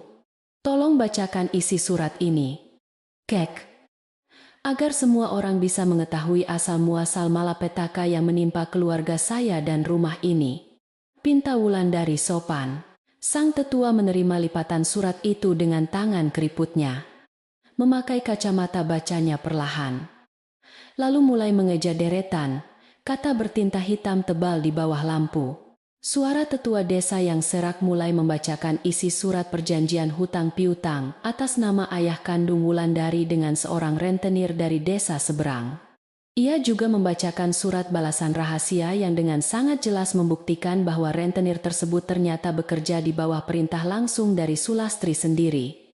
Fakta mengerikan itu terungkap ke permukaan, memperlihatkan bahwa seluruh musibah gagal panen dan jeratan hutang yang menghancurkan keluarga Wulandari adalah sebuah rekayasa sangat jahat. Ruang tengah yang tadinya tegang kini dipenuhi oleh suara gumaman tidak percaya dari orang-orang yang mulai merangkai kepingan kebenaran kelam di balik pernikahan ini. Nyai Ratna mematung di atas kursinya bagaikan patung batu. Matanya terus menatap lekat ke arah tumpukan surat yang menjadi bukti kejahatan yang tidak terbantahkan. Seluruh kepercayaannya terhadap Sulastri hancur lebur berkeping-keping menjadi debu. Menyadari bahwa ia telah membiarkan seekor ular berbisa tidur nyaman di dalam rumah joglo kesayangannya, ia teringat kembali pada semua penderitaan dan hinaan yang telah ia timpakan kepada Wulandari. Menantu yang ternyata tidak bersalah dan hanya menjadi korban keserakahan. Dadanya terasa sangat sesak oleh rasa penyesalan yang luar biasa. Air mata mulai menggenang di pelupuk matanya yang tua dan penuh dengan kerutan halus. Sulastri yang sudah kehabisan akal akhirnya jatuh bersimpuh di lantai kayu jati. Menangis terseduh-seduh sambil meraih ujung kain celana Jatmiko untuk memohon perlindungan sejenak. Ia meratap dan bersumpah bahwa semua surat itu adalah hasil pemalsuan belaka. Sebuah fitnah kejam yang sengaja dirancang oleh Wulandari untuk merusak hubungan persaudaraan. Ia memohon kepada Jatmiko agar percaya padanya. Mengungkit masa lalu ketika keluarga mereka sering saling membantu dalam berbagai urusan dagang hasil bumi desa. Namun Jatmiko sama sekali tidak menunduk untuk membalas tatapan memelas perempuan licik itu. Ia justru menarik kakinya mundur dengan ekspresi wajah yang sangat muak. Jatmiko, pria pendiam yang selama ini dianggap tidak peduli dengan penderitaan istrinya, akhirnya berdiri dari tempat duduknya dan melangkah ke tengah ruangan luas tersebut. Suaranya terdengar sangat berat, dan dalam ketika ia memecah keheningan yang tersisa. Aku sudah mengetahui semuanya jauh sebelum kotak kayu ini terbuka hari ini. Pernyataan singkat itu seketika membuat semua orang menahan napas karena terkejut. Termasuk Wulandari yang menatap suaminya dengan mata terbelalak, tidak menyangka kebenaran ini. Jatmiko menatap tajam ke arah Sulastri yang kini semakin mengecil. Menelanjangi semua sisa kebohongan yang masih berusaha perempuan itu pertahankan dengan susah payah. Sebuah fakta mengejutkan akhirnya terungkap dari mulut Jatmiko, yang menceritakan alasannya sering pergi ke kota dan desa sebelah belakangan ini yang terlihat mencurigakan. Kepergiannya bukanlah semata-mata untuk mengurus bisnis hasil bumi, melainkan melacak asal-usul rentenir kejam yang telah menipu keluarga istrinya hingga jatuh ke jurang kemiskinan. Ia diam-diam mengumpulkan bukti dan mencari berbagai saksi mata yang bisa menguatkan kecurigaannya terhadap tingkah laku sangat manipulatif dari Sulastri. Ia sengaja bersikap dingin di rumah, agar Sulastri merasa aman dan terus melanjutkan rencana jahatnya hingga membuat kesalahan fatal yang bisa menjebaknya secara telak. Jatmiko menambahkan bahwa ia telah membawa rentenir suruhan Sulastri itu ke hadapan lurah di desa sebelah pagi tadi untuk dimintai keterangan mengenai penipuan besar tersebut. Sang rentenir yang sudah terdesak akhirnya mengaku bahwa Sulastri yang memberinya uang dan memerintahkannya menjerat ayah Wulandari dengan bunga pinjaman tidak masuk akal. Semua keterangan saksi itu telah dicatat secara resmi dan akan dibawa ke pihak yang lebih berwenang jika Sulastri masih terus mencoba menyangkal kebenaran. Mendengar penjelasan matang dari Jatmiko itu, napas Sulastri serasa tercekat di tenggorokan. Menyadari kekalahannya sudah sangat mutlak dan hancur berantakan, tanpa ada pertahanan tersisa. Nyai Ratna yang tidak sanggup lagi menahan rasa malu dan amarah di dadanya, bangkit tertatih-tatih dari kursi kayunya yang berukir sangat cantik dan indah. Ia menunjuk wajah Sulastri dengan jari gemetar, memerintahkan perempuan bermulut manis berbisa itu untuk segera pergi meninggalkan rumahnya. Detik ini juga tanpa syarat. Tidak ada lagi panggilan sayang yang terucap dari bibir perempuan tua itu. Yang tersisa hanyalah tatapan jijik dan kekecewaan mendalam atas pengkhianatan keji ini. Sulastri yang menyadari bahwa sandiwaranya telah berakhir tragis, hanya bisa menundukkan kepala dalam-dalam, kehilangan seluruh pesona keangkuhan yang selama ini ia banggakan. Tanpa adanya kekerasan fisik sedikit pun, kebenaran telah berhasil mengalahkan kejahatan di ruang tengah yang luas itu, dengan cara yang sangat anggun dan terhormat. Jatmiko memerintahkan beberapa pelayan untuk segera mengeluarkan barang-barang milik Sulastri dari kamar tamu, dan meletakkannya di teras depan yang mulai terpercik air hujan gerimis. Warga desa yang turut menyaksikan jalannya peristiwa itu saling berbisik. Kini berbalik menghujat Sulastri sebagai perempuan serakah yang berhati sangat kejam dan pantas mendapat hukuman setimpal. Sulastri terpaksa berdiri dengan sisa tenaga yang ada. Melangkah gontai keluar dari rumah joglo, diiringi tatapan sinis dari setiap pasang mata yang mengawasinya ketat. Hujan gerimis di luar semakin deras, seolah-olah alam semesta turut membantu membersihkan kotoran kebohongan yang selama ini menodai kedamaian di desa Karangbanyu yang asri. Sulastri memungut keranjang barang bawaannya sendiri di bawah guyuran hujan yang dingin. Tidak ada satu orang pun yang bersedia membantunya memegang payung daun pisang hari itu. Ia berjalan tertatih-tatih, meninggalkan halaman berpasir putih. Menembus kabut sore yang perlahan turun menutupi jalanan setapak menuju ke arah perbatasan luar desa seorang diri. Bayangan perempuan pembuat onar itu perlahan menghilang di ujung jalan yang sepi.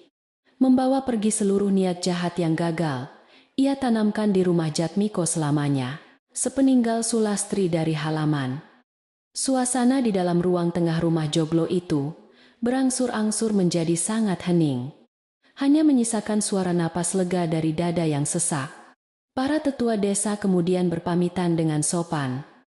Memberikan senyum penuh hormat kepada Wulandari sebelum melangkah keluar menuju rumah mereka. Masing-masing menembus gerimis senja. Mereka menyadari bahwa perempuan muda yang selama ini selalu mereka gunjingkan diam-diam, ternyata memiliki kesabaran setebal baja dan hati yang seputih kapas tak bernoda. Bisik-bisik kebencian di desa itu kini telah sirna sepenuhnya. Digantikan oleh cerita baru tentang ketegaran seorang istri yang berhasil mempertahankan kehormatannya dengan sangat gemilang. Nyai Ratna kembali duduk di kursinya dengan tubuh yang terlihat jauh lebih renta dari sebelumnya. Air matanya kini mengalir deras tanpa bisa ia tahan sama sekali. Ia memanggil Wulandari untuk mendekat ke arahnya. Lalu menggenggam kedua tangan menantunya itu, yang dipenuhi bekas luka dan kapalan akibat bekerja sangat keras tanpa kenal lelah. Dengan suara bergetar yang dipenuhi isak tangis. Perempuan tua yang keras hati itu mengucapkan kata maaf berkali-kali atas semua kekejaman dan kebodohannya selama beberapa bulan terakhir ini. Wulandari tersenyum hangat dengan tulus. Tidak ada dendam sedikit pun di hatinya saat ia mengusap punggung tangan ibu mertuanya itu dengan sangat lembut dan penuh kasih. Jatmiko mendekati kedua perempuan yang sangat penting dalam hidupnya itu. Meletakkan tangannya di bahu Wulandari sebagai bentuk dukungan penuh yang selama ini tidak terlihat nyata. Ia meminta maaf kepada Wulandari karena membiarkannya menderita sendirian selama proses pengumpulan bukti di desa seberang. Berjanji bahwa ia tidak akan pernah lagi membiarkan istrinya disakiti. Mata Wulandari berkaca-kaca menatap suaminya. Menyadari bahwa di balik sikap dingin pria itu, ternyata tersembunyi tanggung jawab besar untuk membebaskan keluarganya dari jurang kesengsaraan utang. Semua beban berat yang selama ini menghimpit dada lenyap seketika. Menguap ke udara bersamaan. Terbongkarnya kebohongan besar tersebut selamanya dari rumah keluarga bahagia ini. Mbok Rukmini yang berdiri diam di dekat ambang pintu dapur menyaksikan seluruh adegan mengharukan itu dengan sebuah senyuman kecil yang sangat jarang menghiasi wajah keriputnya yang letih. Ia tahu sejak awal bahwa kebenaran pada akhirnya akan menemukan jalannya kembali pulang. Menyapu bersih semua pusaran air kotor yang sempat merusak ketenangan danau kehidupan yang damai. Tanpa mengucapkan sepatah kata pun, perempuan tua itu berbalik badan dan melangkah perlahan menuju dapur untuk mulai menyalakan tungku api kayu bakarnya yang sempat padam. Malam ini, rumah joglo Karangbanyu akan kembali merasakan kehangatan keluarga yang sesungguhnya tanpa ada lagi bayang-bayang kelam yang meracuni pikiran mereka. Pagi hari di desa Karangbanyu kini terasa jauh lebih sejuk dan menyegarkan daripada sebelumnya. Seolah alam semesta turut merayakan kebebasan yang baru saja diraih. Kabut tipis yang biasanya menyelimuti lembah dengan nuansa kelam, kini terlihat seperti selimut kapas putih yang sangat lembut memeluk pepohonan bambu berdaun hijau. Suara kicauan burung pipit yang bersahutan dari dahan pohon mangga di belakang rumah joglo terdengar bagaikan nyanyian rindu yang telah lama sekali hilang di telan kesunyian. Udara dingin yang berhembus masuk melalui celah jendela kayu jati tidak lagi membawa hawa kesedihan, melainkan hembusan harapan baru yang menghangatkan relung hati terdalam. Wulandari membuka matanya perlahan menyambut sinar mentari pagi yang menerobos masuk melewati tirai kamarnya. Merasakan sebuah keringanan luar biasa di dadanya yang sekian lama sesak. Tidak ada lagi perasaan cemas yang biasa menghantuinya setiap kali ia harus bangkit dari tempat tidur untuk memulai rutinitas pekerjaannya di rumah joglo yang besar. Ia merapikan kasur dan bantalnya dengan senyuman tipis yang sangat tulus. Mensyukuri nikmat kedamaian yang akhirnya berhasil, Ia rebut kembali dengan penuh kesabaran dan ketabahan. Langkah kakinya menyusuri lantai kayu menuju pintu terasa begitu ringan tanpa beban berat seperti melangkah di atas awan putih. Ketika ia tiba di dapur tradisional yang biasanya menjadi saksi bisu penderitaannya, ia menemukan sebuah pemandangan yang membuat hatinya berdesir penuh kehangatan yang tak terlukiskan. Nyai Ratna sudah berada di sana. Duduk bersimpuh di dekat tungku kayu bakar, sambil memotong sayuran segar dengan tangan tuanya yang tampak sedikit gemetar. Perempuan tua itu menoleh ke arah Wulandari, memberikan sebuah senyuman keibuan yang sangat lembut. Senyuman yang belum pernah sekalipun ia tunjukkan selama berbulan-bulan lamanya. Wulandari segera menghampiri ibu mertuanya itu. Duduk berdampingan di atas tikar anyaman pandan untuk mulai memasak sarapan keluarga bersama-sama. Suasana di dapur itu terasa sangat rukun dan damai. Aroma nasi liwet yang menanak berpadu sempurna dengan harum bumbu bawang merah dan putih yang ditumis. Nyai Ratna sesekali mengajak Wulandari bercerita tentang masa mudanya dulu saat ia baru pertama kali belajar memasak untuk mendiang suaminya di rumah joglo yang sama. Kata-kata kasar dan hinaan menyakitkan yang dulu sering menggema di ruangan sempit ini telah lenyap tidak berbekas, digantikan oleh tawa kecil yang saling bersahutan harmonis. Wulandari merasa bahwa ia akhirnya menemukan sosok seorang ibu yang selalu dirindukannya di dalam diri perempuan tua yang telah berubah ini. Saat matahari mulai beranjak naik mengusir seluruh sisa kabut pagi, Jatmiko melangkah masuk ke dapur dengan membawa sekeranjang besar hasil panen sayuran dari kebun belakang. Pria pendiam itu meletakkan keranjang tersebut di sudut ruangan, lalu berjalan mendekati Wulandari yang sedang mengaduk sayur berkuah santan di atas tungku api menyala terang. Jatmiko menatap istrinya dengan tatapan yang sangat dalam dan penuh makna. Sebuah pandangan yang memancarkan rasa penyesalan, kasih sayang, serta penghormatan yang sangat tinggi kepadanya. Ia meraih tangan Wulandari dengan lembut, membantu istrinya yang kelelahan itu, memegang gagang kayu sendok sayur besar dengan sangat hati-hati. Sentuhan hangat dari tangan suaminya membuat jantung Wulandari berdebar lebih cepat, menghadirkan rasa bahagia yang belum pernah ia rasakan sejak malam pertama pernikahan mereka dulu. Jatmiko berbisik pelan di telinga Wulandari, menyampaikan kabar bahwa ia telah mengurus semua dokumen pembatalan hutang palsu tersebut dengan pihak desa kemarin sore hingga tuntas. Ia berjanji akan segera membawa Wulandari pulang untuk mengunjungi kedua orang tuanya di desa asal dan mengembalikan martabat keluarga mereka yang sempat hancur lebur diinjak-injak. Air mata haru menetes membasahi pipi Wulandari mendengar janji tulus suaminya. Ia mengangguk pelan sambil tersenyum, sangat bahagia dan lega. Kegiatan pagi di rumah joglo itu dilanjutkan dengan membersihkan halaman berpasir yang kini tampak semakin luas dan indah tanpa adanya tekanan batin yang menyiksa jiwa. Wulandari mengambil sapu lidi kesayangannya, menyapu guguran daun mangga kering yang berserakan dengan irama yang tenang dan gerakan tubuh yang sangat gemulai tanpa paksaan lagi. Nyai Ratna duduk bersantai di pendopo depan, menikmati secangkir kopi hitam panas sambil memandang menantunya yang rajin itu dengan sorot, mata penuh kebanggaan dan kasih. Warga desa yang berlalu lalang di depan pagar rumah juga kini menyempatkan diri untuk berhenti sejenak menyapa Wulandari dengan sangat ramah. Tidak ada lagi bisik-bisik kebencian yang terdengar menggunjingkan Wulandari sebagai menantu pembawa sial di setiap sudut persimpangan jalan desa Karangbanyu yang rimbun dan subur itu. Kabar tentang kebesaran hati Wulandari membongkar kejahatan Sulastri tanpa menggunakan kekerasan telah menjadi buah bibir yang sangat positif dan mengundang kekaguman dari seluruh penduduk setempat. Para ibu yang dulu sering mencibirnya kini sering datang mengantarkan hasil bumi sesisir pisang atau seikat bayam segar sebagai bentuk permintaan maaf mereka yang tulus.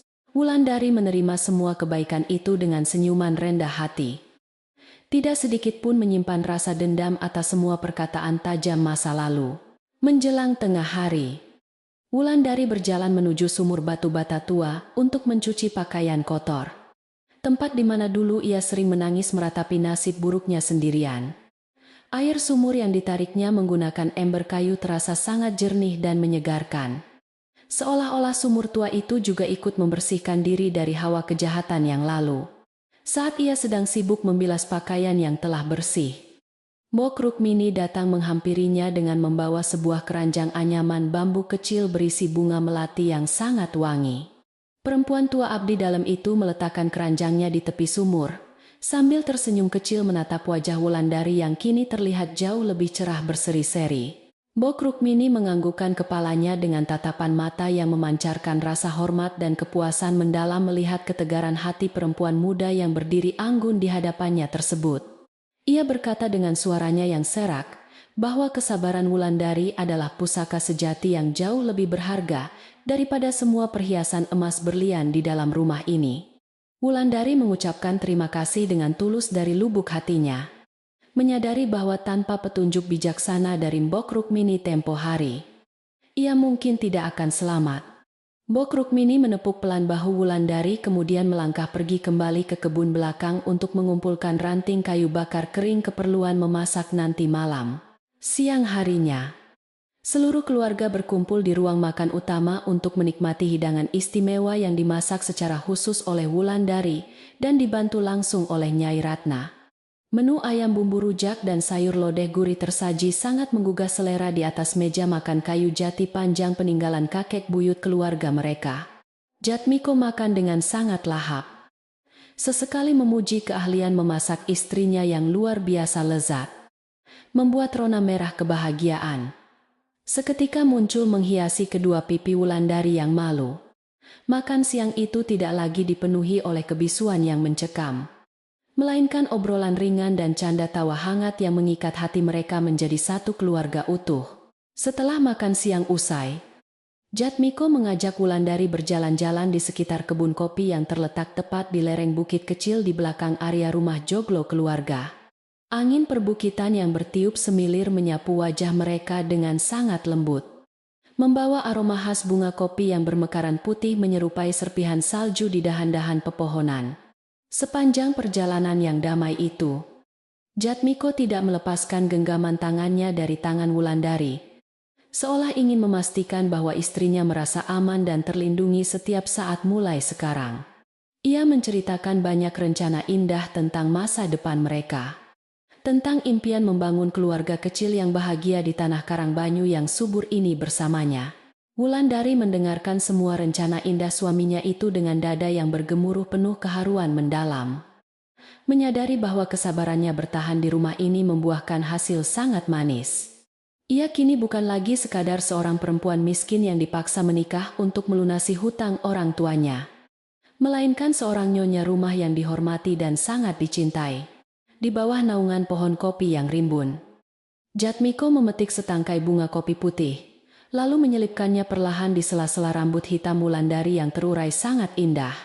Pemandangan romantis yang tercipta di bukit itu menjadi simbol dimulainya sebuah lembaran baru yang bersih dari segala macam tipu muslihat kelam masa lalu. Sore hari menjelang senja kembali turun, melukiskan gradasi warna jingga kemerahan yang sangat memukau di langit barat ufuk desa Karangbanyu yang damai dan asri ini. Kegiatan di dalam rumah joglo mulai perlahan-lahan mereda, menyisakan suara ketukan alu kayu beradu dengan lesung batu dari arah rumah tetangga yang sedang menumbuk gabah. Wulandari membersihkan dirinya dengan air sumur yang dingin menyegarkan, mengganti pakaiannya dengan kebaya katun halus, bermotif bunga kecil yang sangat nyaman dipakai bersantai di sore hari. Ia kemudian melangkah menuju dapur untuk menyiapkan sebuah tradisi kecil yang akan menjadi kebiasaan baru di rumah ini setiap senja. Di sudut dapur yang hangat oleh sisa api tungku, Wulandari menyeduh teh melati menggunakan teko kuningan kesayangan Nyai Ratna yang kini telah ia bersihkan hingga mengkilap. Ia mengambil 3 buah cangkir keramik halus, menuangkan cairan teh panas kecoklatan itu dengan gerakan sangat hati-hati, agar aromanya yang wangi tidak menguap hilang sia-sia. Aroma melati yang semerbak seketika memenuhi seluruh ruangan dapur, memberikan efek relaksasi yang sangat menenangkan pikiran siapa saja yang menghirupnya dalam-dalam di sore hari tersebut. Wulandari menata cangkir-cangkir teh wangi itu di atas sebuah nampan kayu bundar yang dihiasi ukiran tradisional, siap membawanya ke beranda belakang rumahnya yang sejuk. Beranda belakang rumah joglo itu menghadap langsung ke arah hamparan sawah hijau yang mulai menguning indah dan berbatasan dengan perbukitan muria yang berselimut kabut kebiruan. Nyai Ratna sudah duduk bersantai di sana di atas kursi goyang rotannya. Matanya terpejam damai, menikmati hembusan semilir angin senja yang membelai lembut wajah keriputnya. Jatmiko duduk tidak jauh darinya di sebuah bangku panjang kayu jati. Sedang asyik membersihkan bilah keris pusaka keluarga dengan kain sutra merah yang sangat halus. Wulandari melangkah keluar menuju beranda membawa nampan berisi teh hangat tersebut. Kehadirannya langsung disambut dengan senyuman cerah dari kedua anggota keluarga tercintanya itu. Wulandari meletakkan nampan kayu itu perlahan di atas meja bundar kecil yang berada di tengah-tengah mereka. Lalu duduk merapat dengan sangat nyaman di sebelah Jatmiko suaminya. Mereka bertiga mengambil cangkir masing-masing. Meniup uap panas yang mengepul pelan sebelum menyeruput teh. Melatih itu secara bersamaan dalam keheningan. Senja yang sangat luar biasa menenangkan. Suara gesekan daun bambu dari halaman sebelah, seolah menjadi musik pengiring alami yang menyempurnakan kehangatan momen kekeluargaan yang telah lama terenggut dari rumah joglo ini. Perasaan damai merasuk begitu dalam ke sanubari Wulandari. Menghapus tuntas segala memori kelam tentang penyiksaan batin yang dulu ia alami sendirian. Di tengah momen minum teh yang hangat tersebut, Nyai Ratna menatap Wulandari dengan sorot mata penuh penyesalan sekaligus rasa syukur yang tidak terhingga besarnya. Ia mengatakan dengan suara bergetar pelan bahwa kehadiran Wulandari di rumah ini ternyata bukanlah sebuah kutukan pembawa sial, melainkan anugerah terindah pelindung martabat keluarga. Wulandari hanya membalas ucapan mertuanya itu dengan sebuah senyuman manis dan tulus. Lalu menggenggam erat tangan tua Nyai Ratna yang terasa kasar, namun memancarkan kehangatan seorang ibu. Jatmiko memandang interaksi kedua perempuan itu dengan hati penuh lega. Menyadari bahwa rumah tangganya kini telah berdiri kokoh di atas fondasi kejujuran dan kasih sayang. Malam akhirnya turun menyelimuti desa Karangbanyu, menggantikan cahaya jingga senja dengan hamparan langit kelam. Bertabur ribuan bintang yang berkerlap-kerlip terang mempesona mata yang menatapnya. Lampu-lampu minyak di dalam rumah joglo kembali dinyalakan satu persatu oleh Mbok Rukmini, memberikan penerangan temaram yang menciptakan suasana magis dan sangat tentram. Tidak ada lagi bayangan menakutkan yang bersembunyi di sudut ruangan kosong. Tidak ada lagi langkah kaki misterius yang sengaja dibuat untuk menebar teror di malam sunyi. Rumah kuno yang besar ini sekarang telah benar-benar bernapas bebas, seirama dengan detak jantung para penghuninya yang diliputi oleh kebahagiaan luar biasa jernih. Wulandari melangkah masuk ke kamarnya untuk merapikan tempat tidur. Merasakan sebuah kepuasan batin yang membuat tubuhnya tidak lagi terasa pegal dan remuk redam akibat bekerja. Kasur kapuk yang tadinya menjadi saksi bisu air matanya yang tumpah, setiap malam kini berubah menjadi tempat beristirahat ternyaman setelah melewati hari yang indah. Jatmiko masuk menyusul ke dalam kamar, menutup pintu kayu berukir. Melati itu perlahan, lalu tersenyum menatap istrinya yang sedang menyisir rambut hitam panjangnya di depan kaca. Ia mendekat, memeluk bahu Wulandari dari belakang dengan sangat penuh kelembutan, memberikan ciuman hangat di puncak kepala perempuan hebat yang sangat ia banggakan itu. Di luar pagar batu bata yang mengelilingi halaman rumah joglo, beberapa warga desa yang sedang mendapat giliran meronda malam berjalan melintas sambil mengobrol santai bersama-sama. Mereka memandang ke arah bangunan rumah keluarga lurah yang kini memancarkan aura sangat tenang dan bersahabat di bawah pancaran sinar bulan purnama yang bersinar benderang. Peristiwa besar yang terjadi kemarin sore masih membekas jelas di ingatan kolektif warga, menjadi sebuah pelajaran berharga tentang pentingnya menjaga lisan dan tidak mudah dihasut. Kisah Wulandari dengan cepat menyebar melintasi batas desa, menjadi sebuah cerita keteladanan tentang kelembutan budi pekerti yang berhasil mengalahkan kelicikan hati tak berujung. Angin malam berhembus lembut menggoyangkan dahan-dahan pohon beringin tua di tengah alun-alun desa, mengantarkan kedamaian ke setiap celah rumah penduduk yang telah terlelap dalam mimpi. Di beranda depan sebuah gardu ronda kayu sederhana, seorang kakek tua yang bertugas menjaga keamanan desa menghisap pipa tembakaunya perlahan sambil menatap ke langit. Kakek itu merupakan salah satu tetua desa yang ikut hadir dan menjadi saksi bisu pengungkapan kebenaran di ruang tengah rumah joglo Nyai Ratna tempo hari. Ia menghembuskan asap putih tebal ke udara malam yang dingin, merenungkan betapa rapuhnya kebohongan jika dihadapkan pada ketegaran niat baik seorang manusia berhati tulus. Dengan suara yang sangat pelan dan sedikit serak karena dimakan usia, kakek tua penjaga malam itu bergumam pelan memecah kesunyian malam yang menenangkan jiwa sekitarnya. Biji padi yang berisi akan selalu merunduk rendah. Namun ia tidak akan pernah bisa dihancurkan oleh angin kencang topan yang sekadar numpang lewat menerjangnya. Ucapnya bijak. Kalimat sederhana dari warga desa itu melayang terbawa hembusan angin dingin, meresap menjadi sebuah doa pelindung yang akan selalu menjaga rumah joglo tersebut selamanya. Begitulah kisah Wulandari si menantu sabar berakhir dengan sangat damai.